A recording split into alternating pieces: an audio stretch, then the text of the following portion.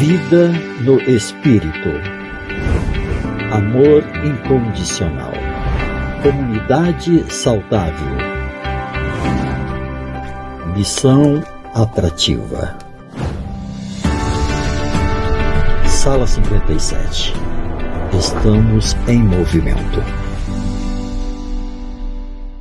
Pastor Flávio Borges. Alô, bom dia, meu querido pastor Wagner, bom dia, Sala 57, irmãos queridos, alguns que já conhecemos pessoalmente, outros somente virtualmente aqui, outros estamos conhecendo agora, né? É uma alegria muito grande poder estar aqui mais uma vez, né, compartilhar a palavra de Deus. Estou usando a Bíblia ao meio da Revista e Atualizada, na segunda edição. Nós vamos ler aqui a partir do versículo 1, Ezequiel 37, versículo 1. Veio sobre mim a mão do Senhor. Ele me levou pelo Espírito do Senhor e me deixou no meio de um vale que estava cheio de ossos. Vamos ler esse texto aqui, que é um texto mais extenso, né? Mas eu queria ler nesta manhã de forma mais compassada, para a gente encontrar as lições, né? As lições que nos são pertinentes para esta manhã. A primeira coisa que a gente vê nesse versículo aqui, a mão do Senhor vem sobre Ezequiel, né? E o leva para um lugar que certamente ele não teria escolhido ir.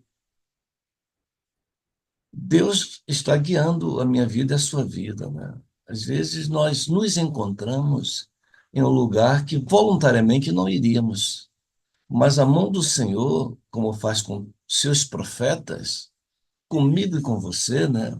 Aqueles que se decidem, aqueles que decidem fazer a sua vontade, que se entregam a Cristo Jesus, que são alcançados pelo poder do Espírito Santo, aqueles se tornam discípulos, né?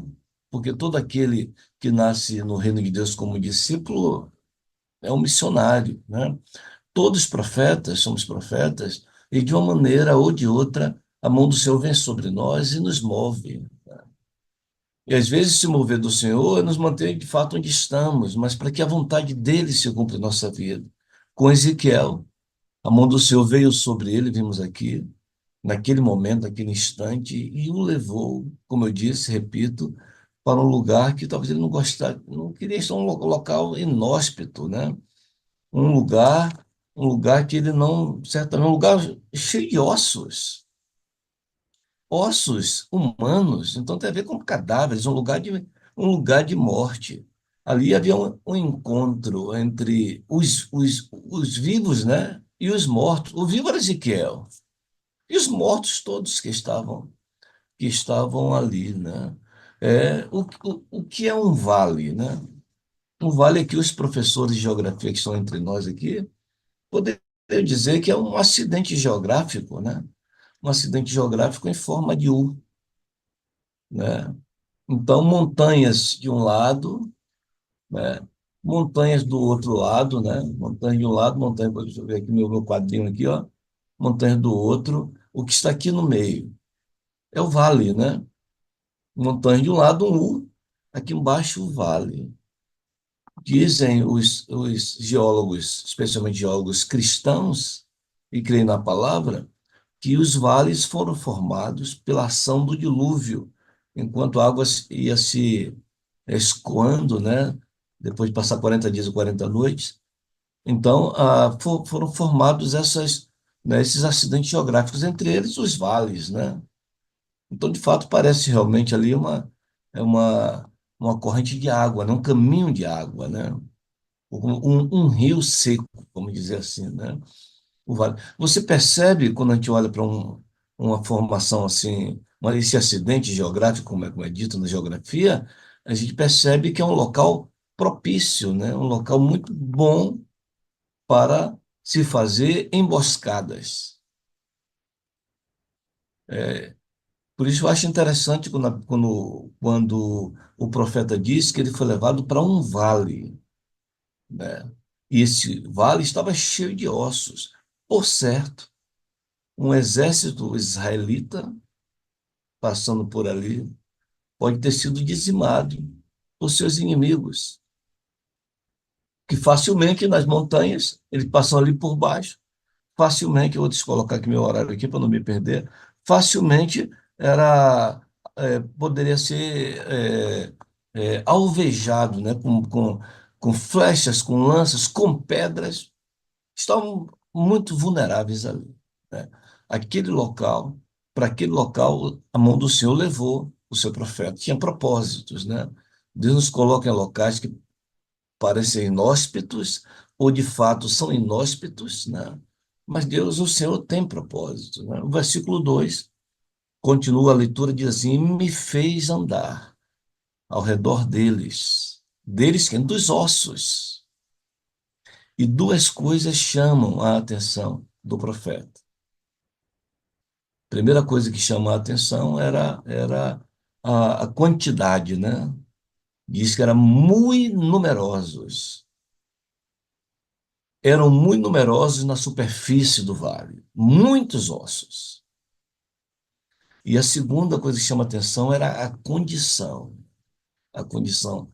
Eles não estavam secos, simplesmente. O texto da palavra de Deus diz que eles estavam sequíssimos, né? Talvez nem precise mudar, né, a expressão, né? O vale de ossos secos. O vale de ossos, segundo Ezequiel, o que ele viu era que eram ossos sequíssimos.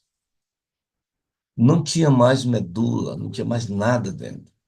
Eles estavam talvez já se desintegrando. Talvez pela ação da chuva, né, do sol, as intempéries, né, do clima, foi agindo sobre aqueles ossos. E quando Ezequiel diz que aqueles ossos estavam sequíssimos, ou eram muito numerosos, estavam espalhados pela superfície ali do vale, eu fico imaginando um monte de aves de rapina, né, que incidiram sobre aqueles cadáveres. E eu já tive, você também deve ter tido o desprazer de ver essas aves urubus, por exemplo, em ação. E eles começam a brigar por aqueles restos mortais, né? Um lado para o outro, começam a brigar, e eles saem correndo, pulando, e pegam uma parte, o outro vai atrás, e vai espalhando. Ou vão espalhando aqueles ossos, né? A ponto de Ezequiel chegar e perceber que eles eram muito numerosos, e eles estavam assim, muito secos. A condição era deplorável, né? Daqueles que já havia sido um exército, estavam agora nessa situação. Aí vem, aí vem uma pergunta no versículo 3. Então me perguntou, filho do homem, acaso poderão reviver estes ossos? Irmão, que pergunta difícil, né?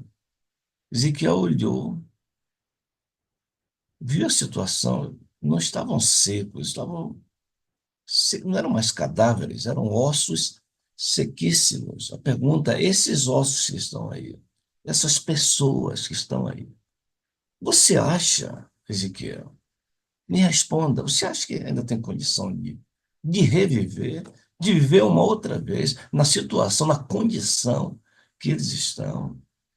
Essa foi a pergunta. A resposta de Ezequiel é reveladora, porque talvez a resposta mais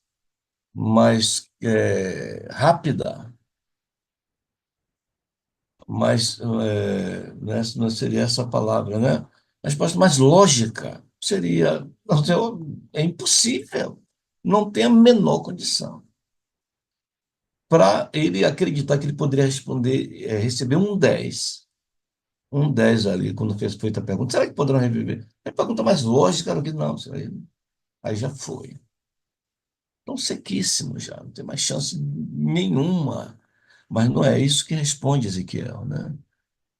Ele responde: seu Deus, tu sabes. Viver ou não viver depende da sua ação. Eu não vou arriscar dizer. Eu já vi o teu poder em ação. Eu te conheço. Eu sei que com a tua palavra você criou tudo que existe. Não sei. Tu sabes a resposta de Ezequiel. Ele conhecia o poder de Deus. Continua, né? Continua versículos 4, 5 e 6. Disse-me ele, diante da resposta de Ezequiel, disse-me ele, o Senhor, né?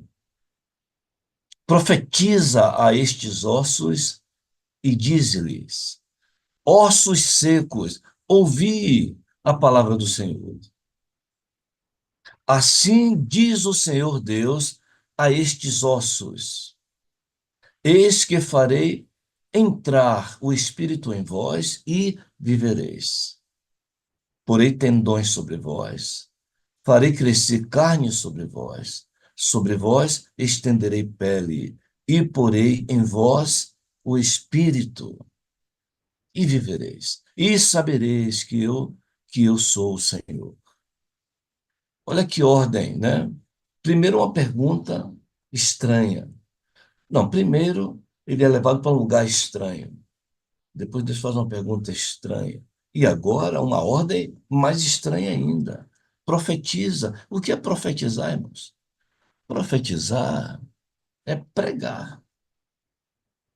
Bem mais do que prever o futuro, é pregar.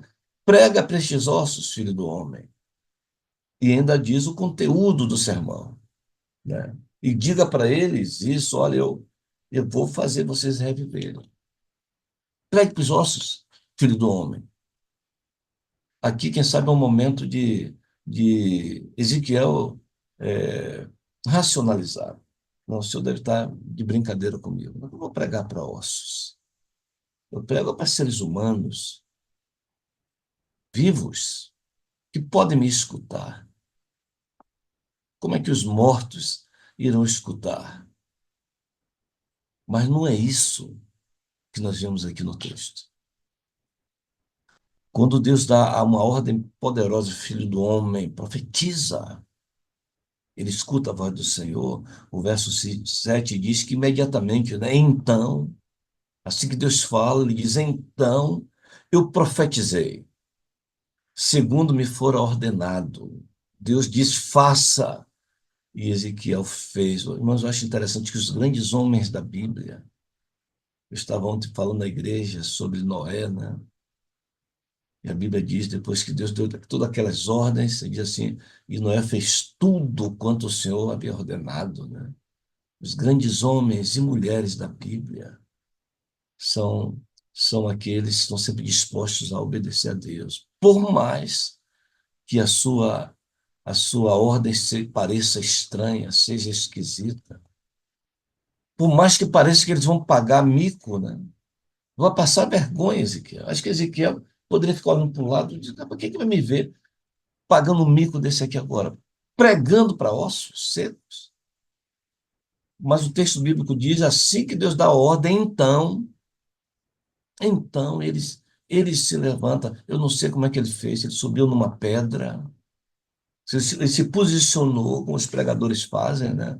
Se preparou. Eu não sei se ele. Vou abrir agora minha câmera aqui. Vou abrir o meu microfone. Temperar a garganta, né? Para começar a falar. Dá uma olhada no visual, está tudo bem enquadrado aqui agora. Ezequiel se aproxima de um lugar onde ele pudesse ser escutado pelos ossos, e ele agora ele começa a pregar. Verso 7, então profetizei, segundo me for ordenado. Enquanto eu profetizava, enquanto eu pregava, ouvi um ruído, um barulho de ossos que batiam ossos contra ossos e se ajuntavam, cada osso ao seu osso. Irmãos, um barulho de ossos que se batiam, que se chocavam. Ezequiel profetiza esses ossos e diga assim, ó: ouvi a voz do Senhor, ossos secos. Assim diz o Senhor: eis que eu estenderei carne sobre vocês, tendões sobre vocês, pele sobre vocês, e colocarei em vocês o Espírito Santo e reviverei. O Espírito Santo do Espírito, né? E vivereis. E Ezequiel disse: ossos secos, ouvi a palavra do Senhor. Assim diz o Senhor: eis que fareis crescer tendões sobre vocês.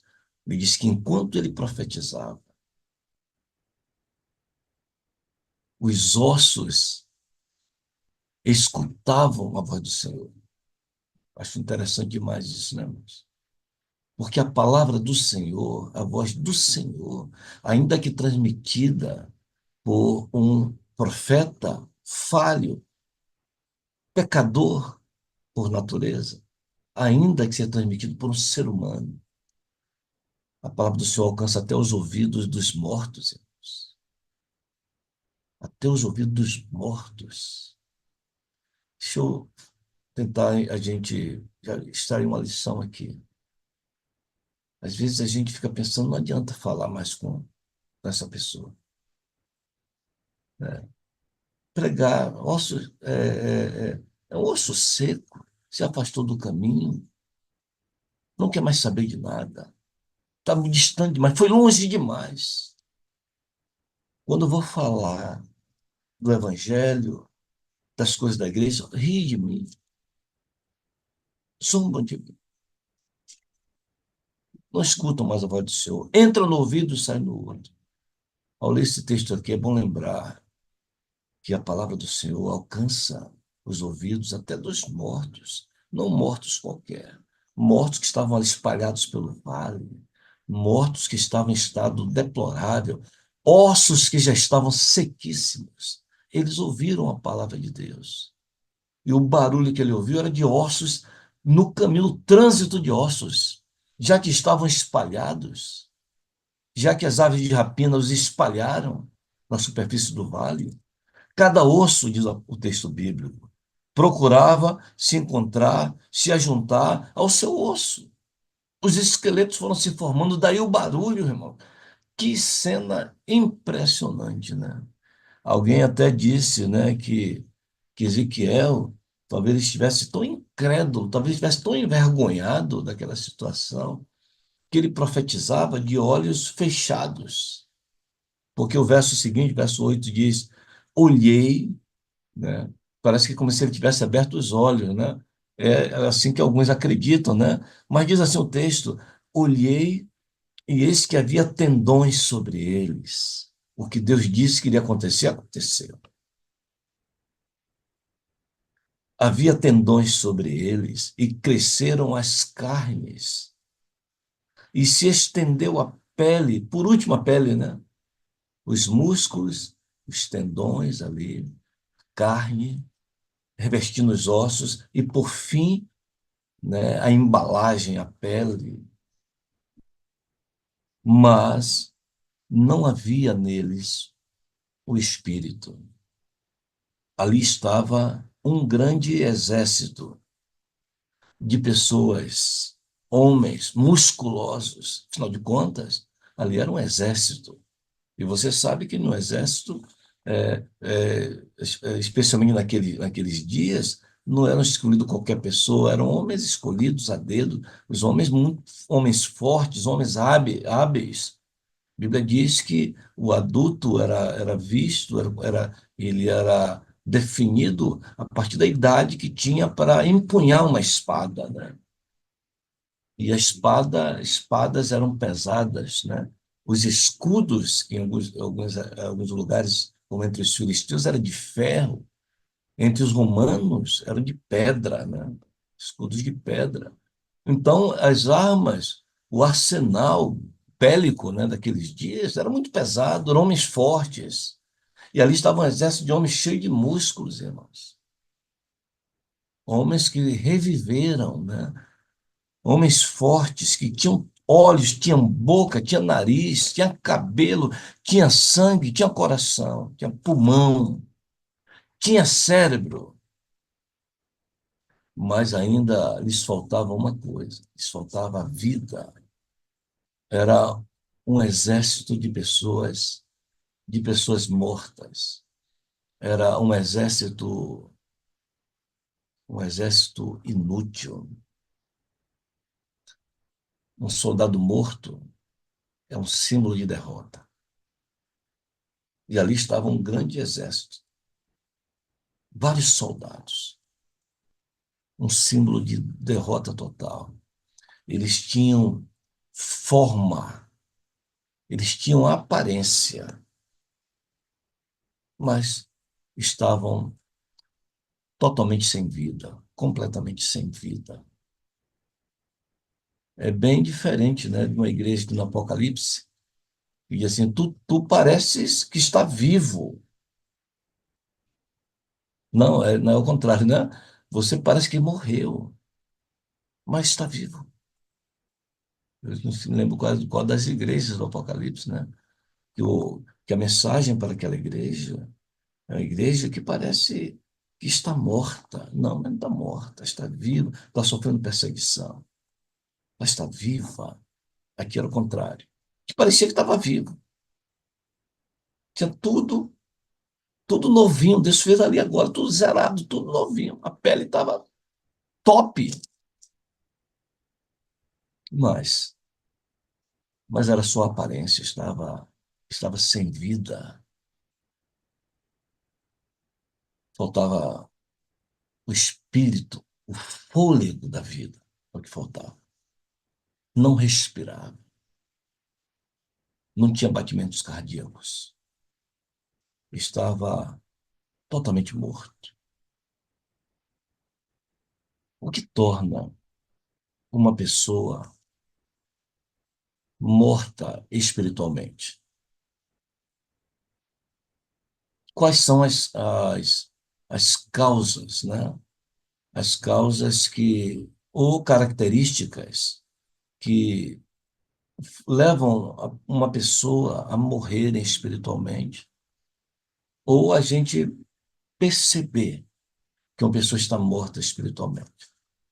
Eu sei que teriam várias coisas que poderiam me dizer, mas eu queria elencar aqui pelo menos três coisas, né? Três coisas que podem levar à morte espiritual, ou mesmo a identificar que essa morte já está existindo, já é real. Três coisas, né? Então, a primeira delas seria, poderia dizer aqui, que é a falta da, da devoção pessoal. Devoção pessoal. Aquela ideia que durante muitos anos era chamada de jornada espiritual, né? Que fazíamos 40 dias, mas deveríamos prosseguir, né? Os 40 dias era para formar um hábito, né? E era-nos dito, né? Especialmente os, os, os adventistas ali no início dos anos 2000, né? Era-nos dito que uma coisa, quando é repetida 40 vezes, pode se tornar um hábito. Então, a ideia era que nós tivéssemos uma devoção pessoal é, já como um hábito automático, acordar. A primeira coisa que tem que fazer, e dizia assim o pregador, pastor Miguel Pinheiro, né? Ele quem era o mentor, né, dessa visão da jornada espiritual. Olha, pega o seu coração e leva o teu coração para a presença de Deus. Ele não vai querer ir. Você diz para ele, coração, coração, você quer me espandongar, coração? Você quer acabar comigo, coração? Ele não quer ir, amarra o teu coração e leva ele na presença do Senhor, na primeira hora de cada dia.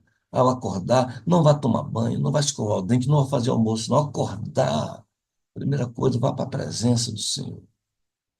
A sala 57 tem nos provido, né, a oportunidade de dar continuidade a essa devoção pessoal, acordar, vá dormir cedo, acorde cedo, 5 horas, já esteja na presença do Senhor aqui aberto, mas talvez antes disso, antes das 5 horas, antes de abrirmos aqui a sala seja aberta. Vamos já estar na presença do Senhor, em oração, lendo a palavra. Falta de devoção pessoal. Irmãos, vocês sabem que muitas coisas que são ditas aqui na sala, nos sermões, ou até nas experiências que são contadas, nos testemunhos que são contados aqui, muitas coisas são fáceis de falar, mas não é tão fácil de executar, de colocar em prática. A devoção pessoal é uma delas. Requer abnegação, irmãos, requer esforço, esforço. Não existe nenhum tipo de esforço que você possa fazer para ser salvo, mas é necessário esforço para estar na presença de Deus. É como o pastor Miguel dizia, né? O coração não vai querer ir. Fique acordado, fique esperto. O seu coração não vai querer ir para a presença do Senhor. Por isso, não vá tomar banho, não, porque quando você for tomar banho logo, enquanto você está tomando banho, os pensamentos vão vir. O seu foco começa a mudar. As dificuldades, os desafios sempre para aquele dia vão te sufocar. E você vai esquecer de ir para a presença do Senhor. Então, a falta de devoção pessoal, buscar o Senhor logo cedo. Primeira coisa, buscar a Deus. Começar com Ele. Senhor, me mostre a tua agenda para mim hoje. O que é que você espera de mim hoje? Fazer o culto doméstico. Uma coisa difícil nos nossos dias, né, irmãos? Criança estuda em um horário, pai trabalha no outro, mãe trabalha no outro. Que dificuldade fazemos o culto. Que dificuldade de fazer o culto. Falta de devoção pessoal. Ir para a igreja. E nós olhamos para as igrejas hoje, cada dia menos pessoas, com o objetivo de adorar. Havia, quando, nos anos 80, pelo menos na minha igreja, a minha igreja, Fazenda Grande do Retiro, lá em Salvador. Quarta-feira, domingo, sábado, JA. Sexta-feira à noite, coinonia, reunião de jovens, para estudo, para oração. Todo esse culto cheio de gente, irmãos. Lotado de igreja. Era uma igreja pequena que não cabia, gente. Calor tremendo. Mas a gente amava estar ali, na presença de Deus, uns com os outros, no culto, de estar na igreja, alegria, prazer de estar na igreja. Se você não está tendo prazer de ir para a igreja, é apenas uma obrigação. Não, eu vou só no sábado. É como se fosse, é só bater o cartão. Não, quarta-feira e domingo não dá para mim, porque eu trabalho muito, eu cansado, não dá para mim. A falta de devoção pessoal é dos sintomas da morte espiritual. Se você não tem mais prazer, está nos cultos. Talvez estou falando com alguém aqui que já tem um monte de tempo que nunca mais entrou aqui na sala 57, né?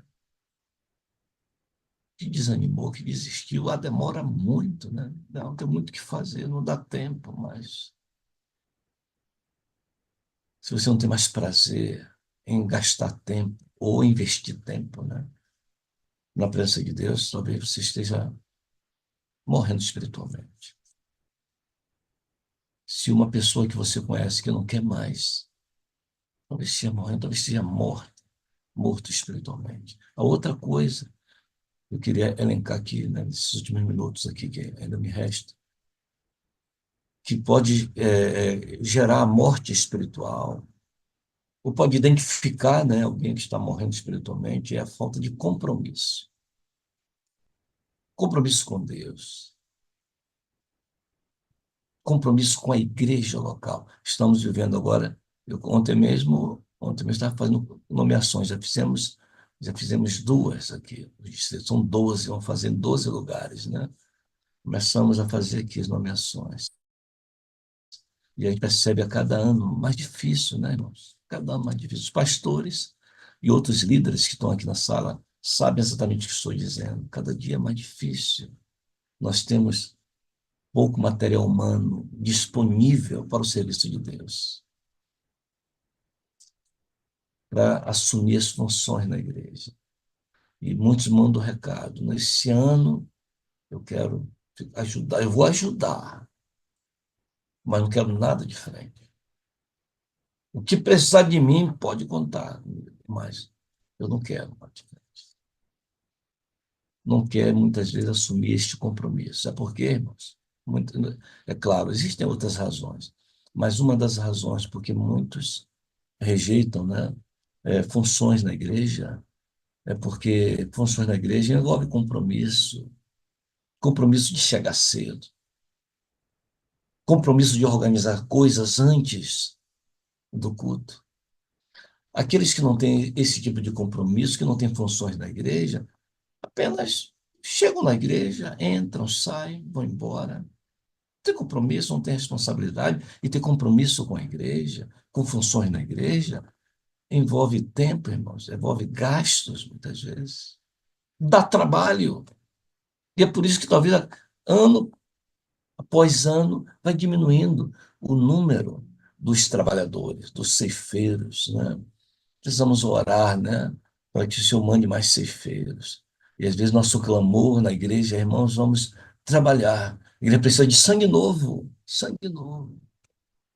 Porque talvez o sangue antigo, né, os mais antigos, já não estão mais, não tem mais compromisso. Talvez estão morrendo espiritualmente, né? Compromisso com, falta de compromisso com Deus, falta de compromisso com a sua igreja, falta de compromisso com a missão da igreja. E a última coisa que eu queria elencar aqui, não são as únicas, eu não estou esgotando aqui, né? Apenas nós pensamos em três coisas, né? Três coisas que podem gerar morte espiritual, ou pode identificar alguém que está morrendo espiritualmente, é também a falta de fidelidade. Fidelidade a Deus. Fidelidade aos princípios que aprendemos. Fidelidade, falta de fidelidade dos dízimos, ofertas. Tema da mordomia, e não somente, né?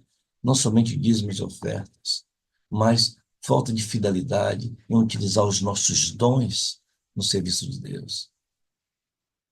Falta de fidelidade, irmãos, ao cuidar do nosso corpo, o templo do Espírito Santo.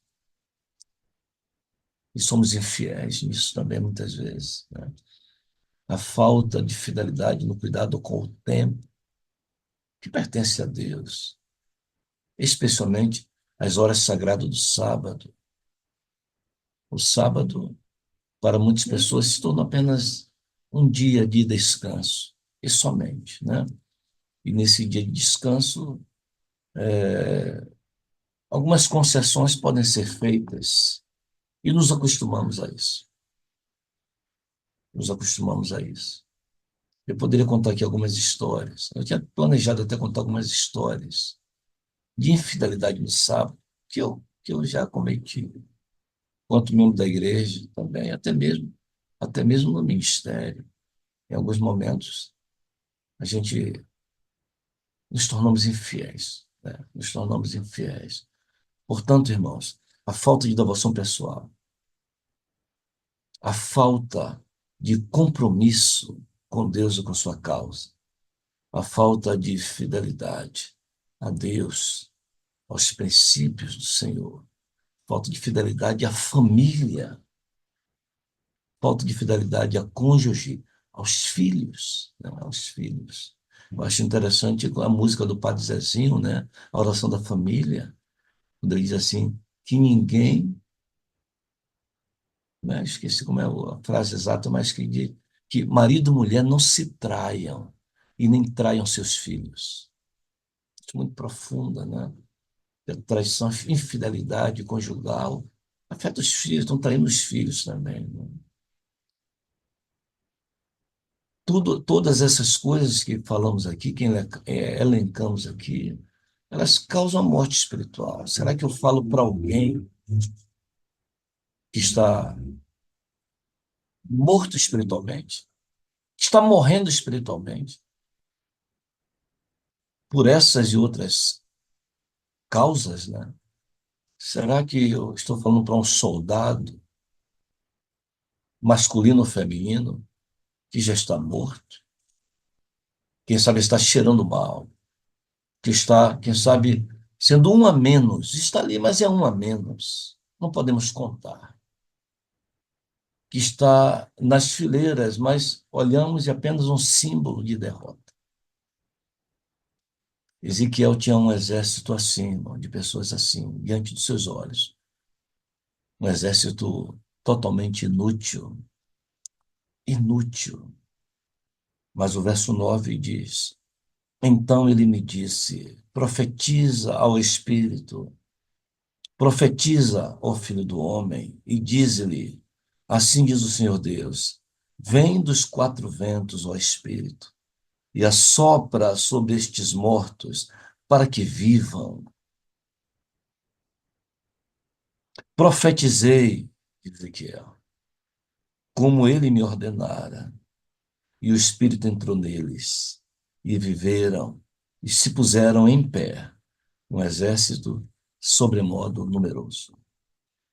Ezequiel, o momento de titubear era na primeira ordem, né? Profetiza aos ossos. Ali era um momento que, quem sabe, ele pode ter, quem sabe até hesitado. Mas o texto diz que não, ele, na hora, ele profetizou, né? Essa segunda ordem agora era mais fácil. Havia acontecido já um milagre. Os exércitos, o exército estava ali já. Mas só faltava, ele olhou, quem sabe colocou o espelhozinho assim, né? Viu que não estava respirando, está morto, todo mundo morto. Ele ficou empolgado, mas está todo mundo morto, aqui é um exército inútil. Deus disse: agora está diante de você, profetiza. Para esses homens que têm a aparência de estar vivo, mas está tudo morto. Profetiza. Vem sobre eles o Espírito, e o fôlego de vida veio novamente sobre o coração daqueles homens, irmãos. E tomaram aqueles homens de novo. É Deus pegando aqueles homens em sua mão outra vez, soprando nas narinas dele o fôlego da vida. E aqueles homens voltaram a respirar. É claro, é muito claro, e a Sala 57 todos os dias fala sobre isso. Os ossos precisam se movimentar. É por isso que todos os dias, que a Sala 57, que nos reunimos na Sala 57, todos os dias,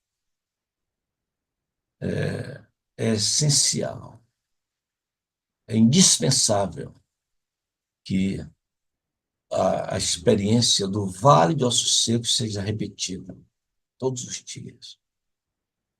Audiovisual, visualmente, a gente contemplar o que aconteceu, o milagre da ressurreição, um vislumbre de como é que vai ser a ressurreição final. Como é que vai ser? Aí, aqui a Bíblia abre uma brechazinha, né, e mostra os bastidores, como é que vai ser. A gente vê nessa experiência a ressurreição dos mortos. Né? Sala 57 enfatiza isso, porque essa visão da Ezequiel 37, do vale de ossos secos ou sequíssimos, essa visão, ela nos mostra a nossa maior necessidade, já que estamos todos mortos em nossos pecados, em nossas ofensas, como diz a palavra de Deus. A nossa única esperança é a palavra do Senhor ser soprada sobre nós. A Bíblia diz, o apóstolo Paulo diz, porque a fé vem pelo ouvir. E ouvir a palavra de Deus. Não é outra coisa, não é a palavra de Ezequiel, não é a palavra do homem, não é a palavra do pastor.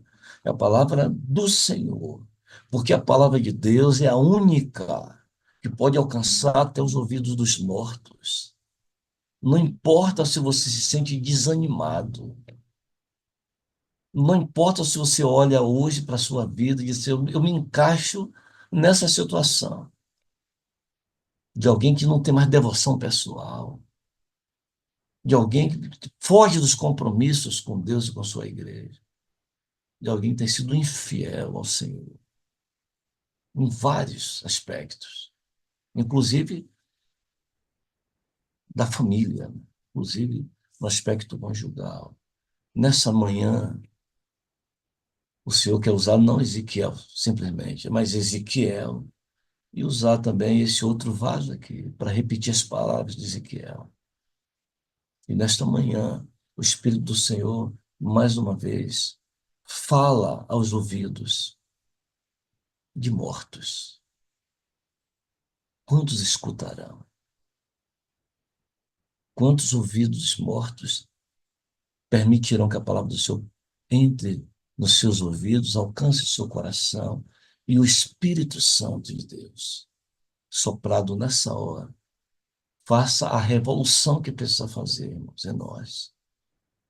Que nós, como ossos secos, voltemos a nos movimentar. Voltemos a parecer um exército de verdade. O último texto que lemos termina dizendo, né?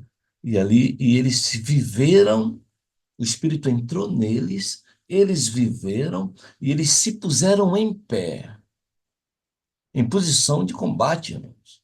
Não é um exército deitado, sentado, dormindo, um exército de pé, em pé, se puseram em pé, um exército sobremodo numeroso.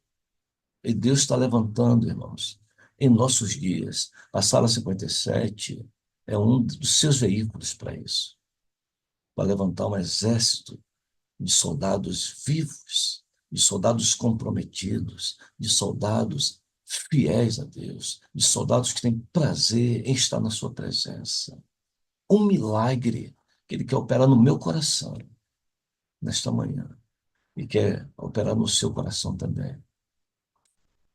Será que você se sente aquém do chamado de Deus? Eu não sei se eu já falei na Sala 57, mas eu costumo dizer em minhas igrejas, e quando eu faço uma retrospectiva da minha vida, e me vejo lá, aquele jovem de 23 anos de idade, quando se converteu, um jovem recém-saído das coisas do mundo, das garras do pecado, saindo, deixando para trás. A música que me embalou esse momento para mim foi a primeira música que eu aprendi na igreja adventista. O hinário era do Cantai ao Senhor, era o hino 11, ao Deus de Abraão, louvai.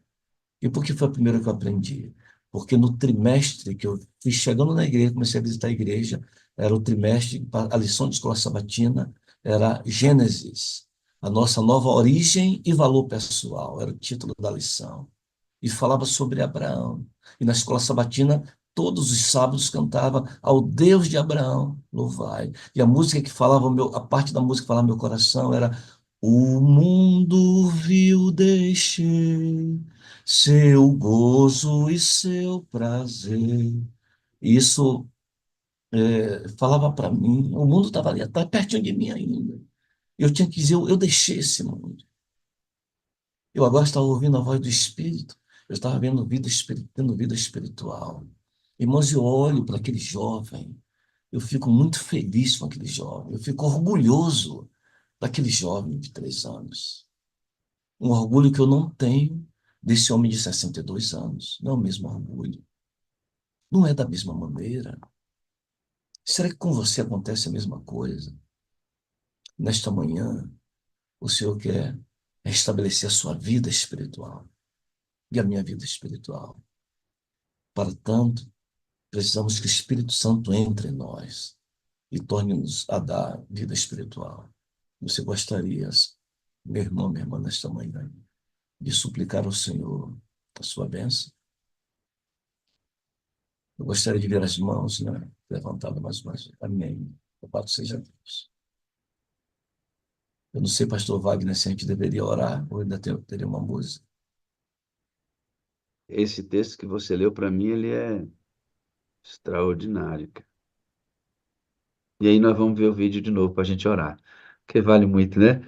Tem tudo a ver a gente ver o vídeo novamente. Vamos lá, então?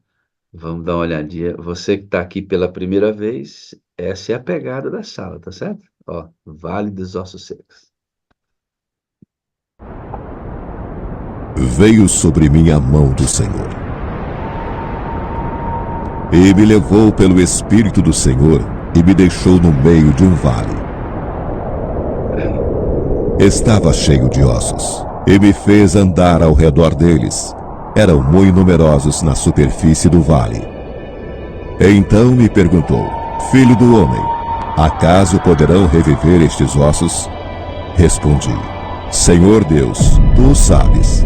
Disse-me ele: Profetiza a estes ossos e dize-lhes: Ossos secos, ouvi a palavra do Senhor. Assim diz o Senhor Deus a estes ossos: Eis que farei entrar o Espírito em vós, e vivereis, e sabereis que eu sou o Senhor. Então profetizei segundo me fora ordenado. Houve um ruído, um barulho de ossos que batiam contra ossos e se ajuntavam, cada osso ao seu osso. Olhei, e eis que haviam tendões sobre eles, e cresceram as carnes, e se estendeu a pele sobre eles, mas não havia neles o Espírito. Então ele me disse: Profetiza ao Espírito, e dize-lhe: Assim diz o Senhor Deus: Vem dos quatro ventos, ó Espírito, e assopra sobre estes mortos, para que vivam. Profetizei como ele me ordenara, e o Espírito entrou neles, e viveram, e se puseram em pé, um exército sobremodo numeroso. E o Espírito entrou neles, e viveram. A proclamação precisa ser sobre o Espírito. Nossa pregação precisa ser sobre o Espírito. Essa é a fase dele. Esse é o período de liderança dele. Enquanto deixarmos o Espírito, que é o líder, de fora, nós estaremos fora. Eles não se puseram em pé para receber o Espírito, né? É o Espírito que entrou neles, aí eles se puseram em pé. Perfeito. Eita, glória a Deus, hein, irmão? Isso é bom demais. Você pode orar para a Vamos gente Vamos lá. agradecer a Deus? Querido Pai, nosso Deus, muito obrigado pela Tua palavra nesta manhã, sendo repetida a nós novamente a experiência do Vale de Ossos Secos, experiência vivida pelo Teu filho, Teu servo, Ezequiel, e nos é compartilhada todos os dias aqui na Sala 57. Aqui nós tivemos a oportunidade de dar uma olhada em nossa experiência espiritual, nossa vivência como cristão, esse tempo que temos andando contigo, podemos dar uma olhada novamente e avaliar a nossa situação, e talvez alguns de nós temos nos encontrado como ossos secos, sem vida, carentes da tua graça, do teu sopro de vida. Muitos de nós levantamos as mãos aqui, suplicando a tua bênção.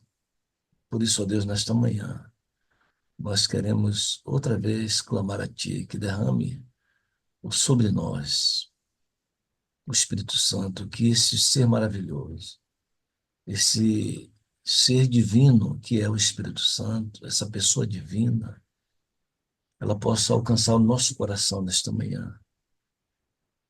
E o seu hálito sagrado possa nos trazer vida espiritual outra vez. Talvez alguns de nós já estivéssemos já num processo de morte, e quem sabe até alguns já mortos, de fato. Ó Deus Santo, precisamos da vida que somente o Senhor pode dar.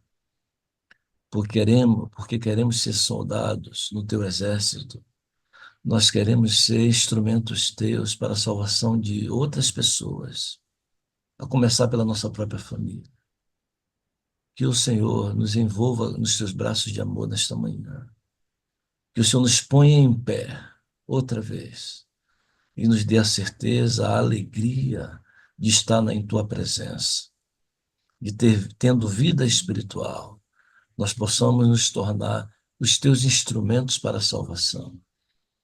Que a tua graça revelada a nós, mais uma vez, e nesta manhã, possa alcançar cada coração e nos dar a alegria de te servir durante toda a nossa vida. Nós oramos e agradecemos em nome de Jesus. Amém e amém. Vida no Espírito. Amor incondicional. Comunidade saudável. Missão atrativa.